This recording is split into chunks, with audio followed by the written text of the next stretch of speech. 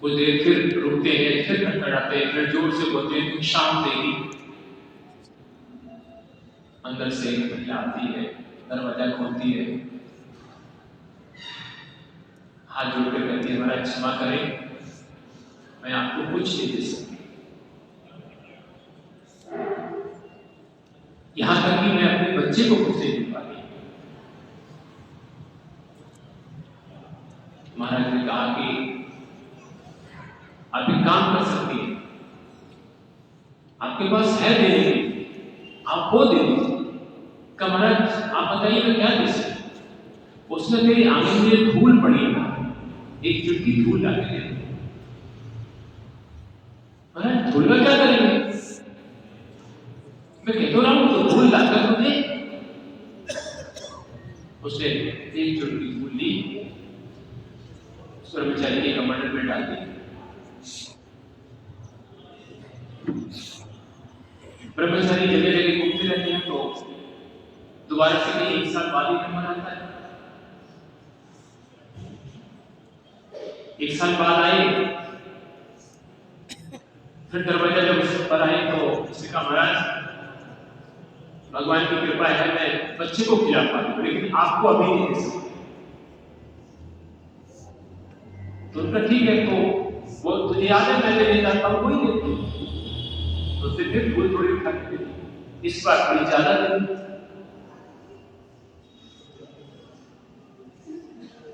2-3 साल का गैप हो गया।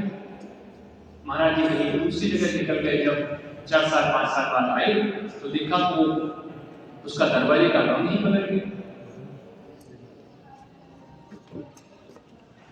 आवाज भी तो नीचे से महिला आई, पता लगा तो थोड़ा चेहरे पर भी उसके रौनक दिखाई दे रही है और ठीक से दिख रही है, कपड़े भी ठीक है। देखकर प्रसन्नता हुई, महाराज जी को बुलाया, महाराज जी आप अंदर पहले आप भोजन करें। उनको भोजन कराया, बाद में बोली अब आप बताइए आपको क्या चाहिए। उनका मैं भोजन ही मांग रहा हूँ, खासतौर से मुझे भोजन ही चाहिए। उनका नहीं मैं भगवान की कृपा से दे सकती। उसको जो भी महाराज जी ने कहा कि तो आपकी इच्छा वो आप दे दीजिए, उसने दे दिया। जब महाराज जी चलने लगे तो उसने रोका, महाराज जी एक बात मेरी समझ नहीं आई, आप धूल क्यों ले जाते थे उससे? तो महाराज जी ने कहा कि मैं धूल इसलिए लेता था कि तेरी देने की आदत बनी रहे। अगर मैंने तुझे धूल नहीं दी होती तो आज ये जो दे रही है ये नहीं दे पाती, क्योंकि देने की आदत करता जाता है। तो ये देने का भाव हमारा बना रहे, इसलिए हम हर साल संपर्क का कार्यक्रम करते हैं। पूर्वोत्तर के 2 प्रांत हैं जिन प्रांत में चलने वाले सेवा के कार्यों के लिए हमें सहायता मिलती होती है, मणिपुर और मेघालय। अपने प्रांत में भी जो संस्कार केंद्र चल रहे हैं, कई संस्कार केंद्रों को चलाने के लिए हमें मानधन देना पड़ता है।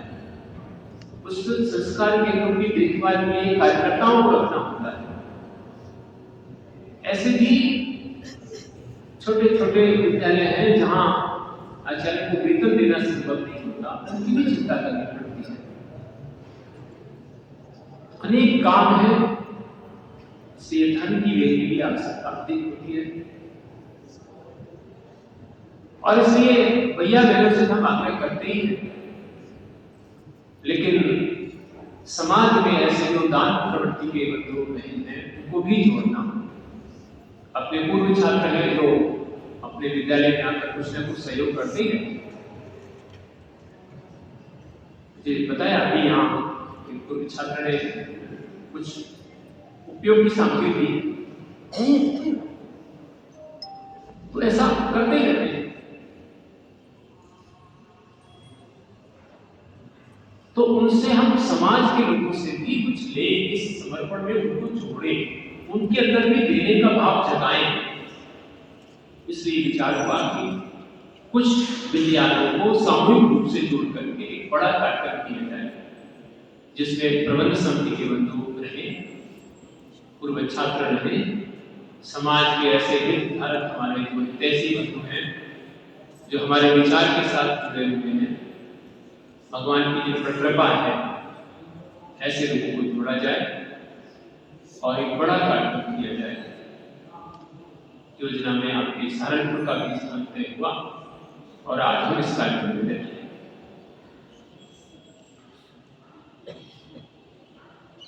समर्पण की बात जब करते हैं तो समर्पण केवल धन का नहीं, तो समर्पण तो बहुत चीजों का होता है। वो जय जगदीश हरे हम आरती करते हैं, उस पे कहते हैं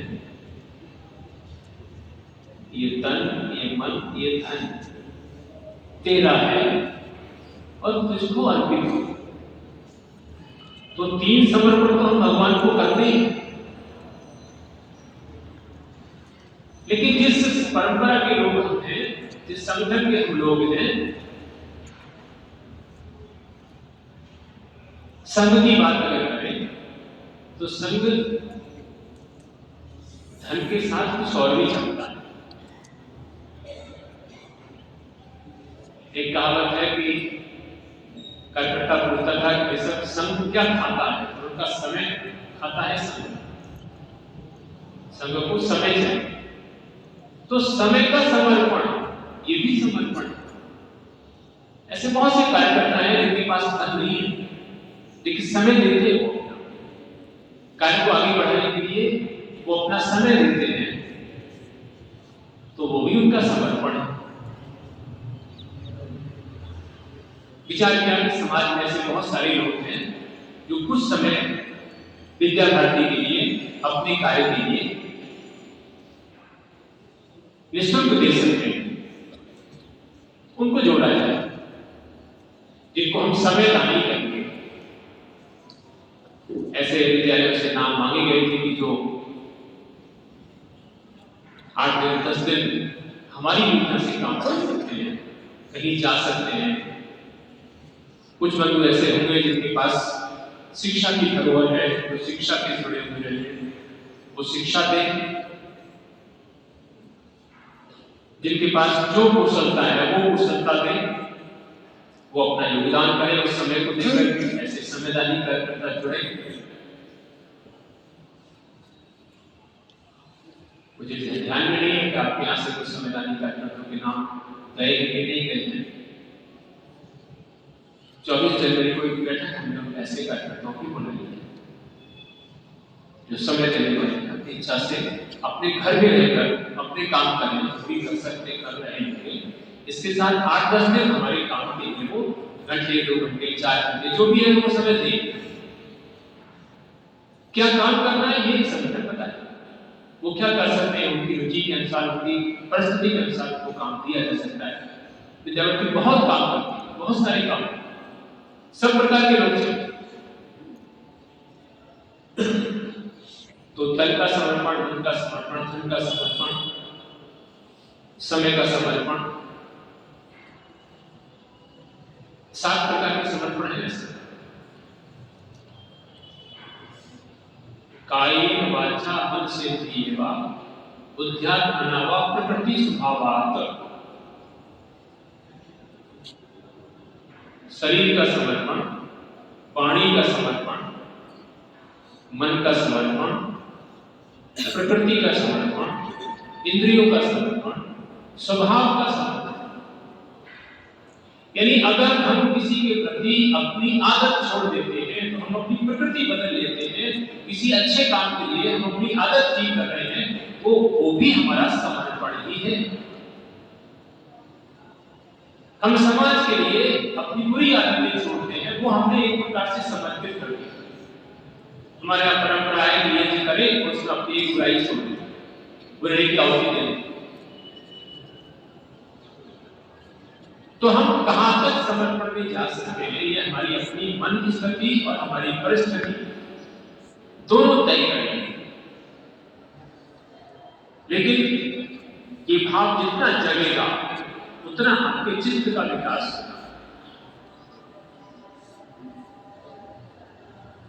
हम सब जानते हैं कि 4 पुरुषार्थ बताए हैं।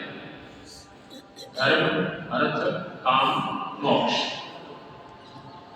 पहले धर्म को धारण करें,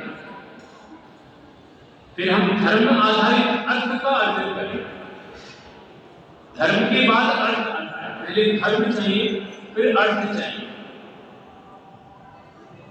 और धर्म मिल गया, फिर उससे अर्थ अर्जित कर लिया, फिर अपनी कामनाओं की पूर्ति करेंगे, अपनी आवश्यकताओं की पूर्ति करेंगे, अपनी इच्छाओं की पूर्ति करेंगे, और उनको करते करते अंत में उस परमात्मा की ओर जाएंगे।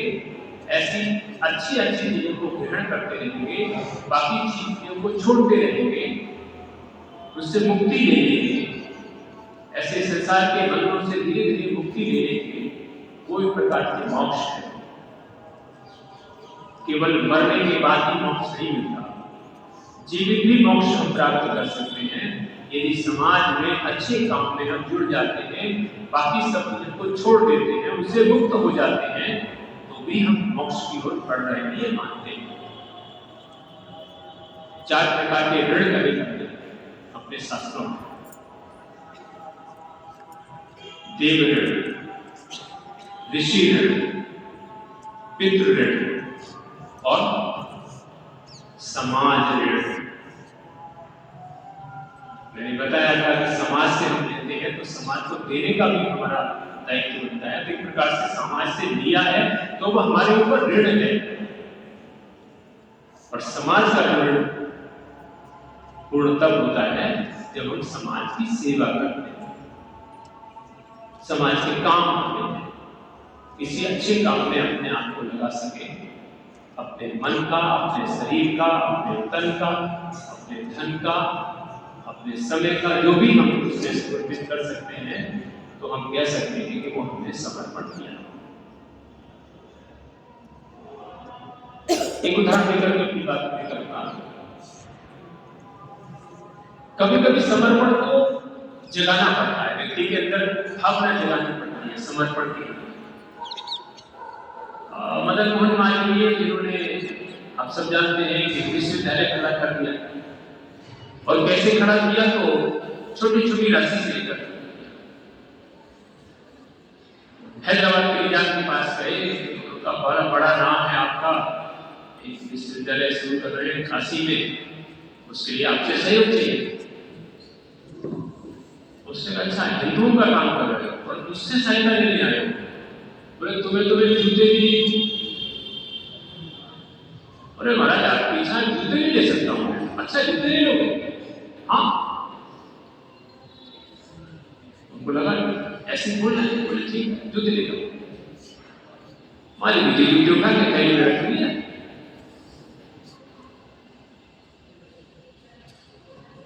निजाम ने कहा कि पीछे जाके इतनी मेरे जूते का तरीके क्या है।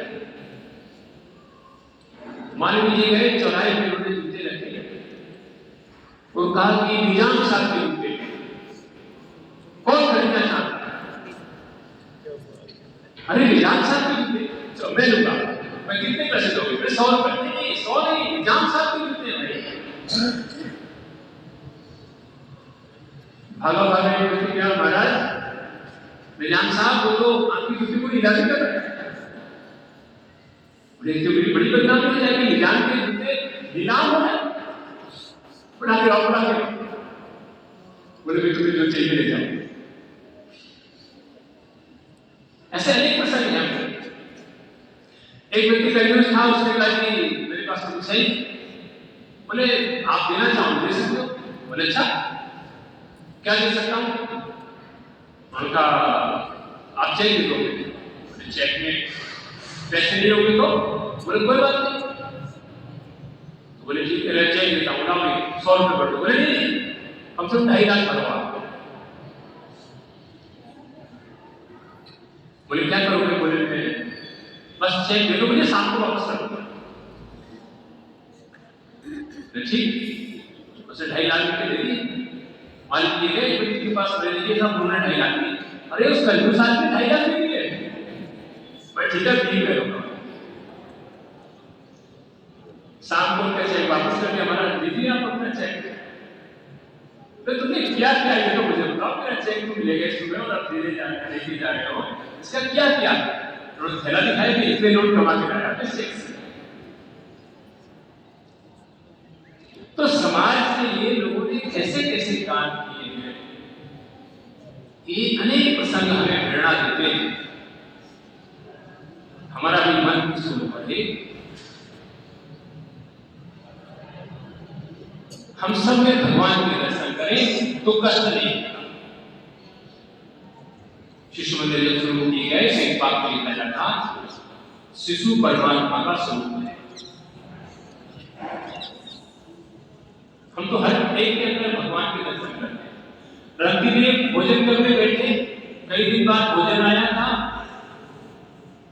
भोजन करते उससे पहले कुत्ता आया, वो रोटी खा के जाने लगा। प्रतिदिन दौड़े, खिड़की पर डोर लेकर, महाराज घी तो लगवा लीजिए। क्यों? क्योंकि रतिदेव वहां भगवान देख रहे थे, उसके तो वो भगवान देख रहे थे। तो अगर हम सबको उस परमात्मा का ही अंश समझेंगे तो उसके दुख को अपना दुख समझेंगे। जिन बच्चों को ठीक से शिक्षा नहीं मिल रही है, उनकी चिंता हमारे मन में हुई कि उनकी शिक्षा होनी चाहिए। जिनको भोजन नहीं मिला, उसकी चिंता हम करेंगे, उसको भोजन देना चाहिए। ये ईश्वर की कृपा है कि हम सक्षम हैं, हम इस क्षेत्र में हैं, हमारे पास है तो हम दे सकते हैं। हमें इस लायक किया है ईश्वर ने, तो हमें ये करना चाहिए। ऐसा भाव सबके अंदर जगे। गीत अभी शायद आया था, किसी ने तन समर्पित, मन समर्पित और यह जीवन समर्पित, चाहता हूं देश की धरती तुझे कुछ और नहीं। धन्यवाद। भारत माता की जय।